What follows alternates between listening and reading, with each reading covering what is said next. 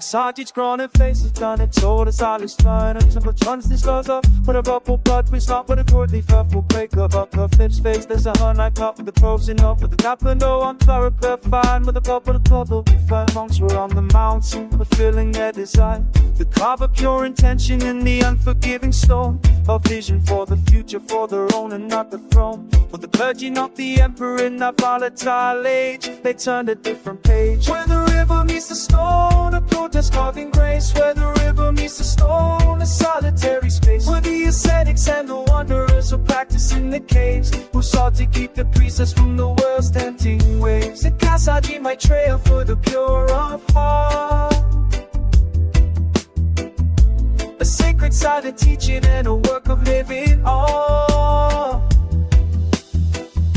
They banned the mountain practice from 764, but the call of devotion they couldn't ignore.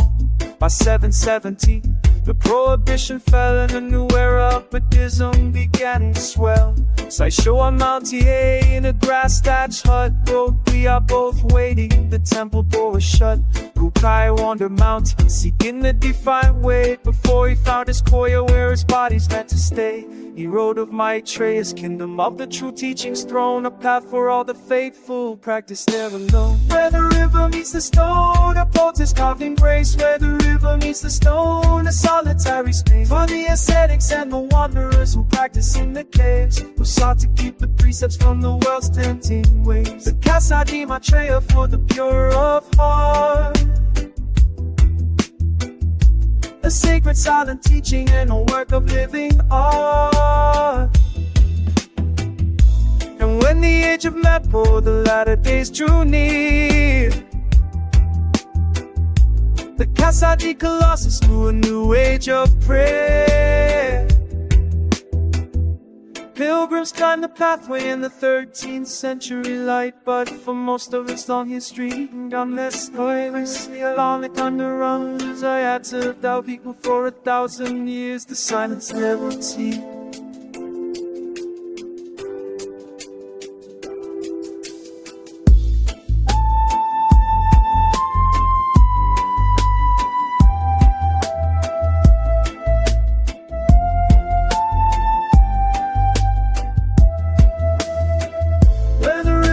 The stone, a prophets carved in grace. Where the river meets the stone, a solitary space. For the ascetics and the wanderers who practice in the caves. Who sought to keep the precepts from the world's tempting waves. The Casa di Maitreya for the pure of heart.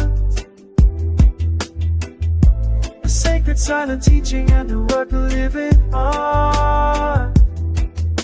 For the clergy, not the group. For the practice, not the power, in the wild, not the palace, the protest in stone, a solitary space.